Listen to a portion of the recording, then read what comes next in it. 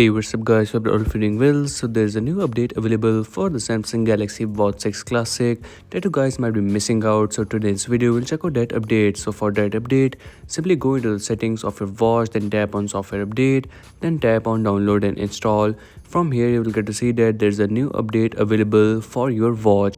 So it is a stability update. So if your watch was facing any bugs or issues before, so there's this new 5th February 2026 security patch update of 289 MBs in size available now. If we talk about the previous update, so the previous update on this watch was of 1st January 2026 and now we have the latest February 5th 2026 update available. First of all, you will have to download this update. It is 289 MBs in size. Once the update is downloaded, you can install it on your watch.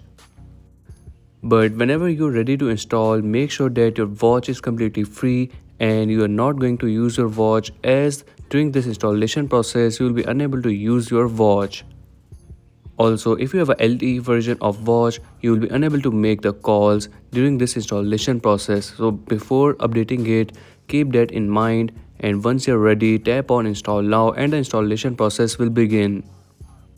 Your watch will automatically restart and now it will install the update on your watch. This might take a while, so I will quickly fast forward this part of the video.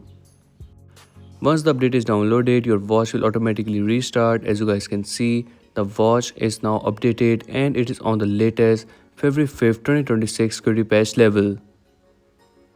And that's it for today's video. This was a new update available for the Galaxy Watch 6 Classic. A similar update was also available for multiple other Galaxy watches as well. By the way, let me know in the comment section below that have you got this update on your Watch 6 Classic or not yet. And if you're new on this channel, so make sure to like and subscribe, as I will keep you updated with the new upcoming updates.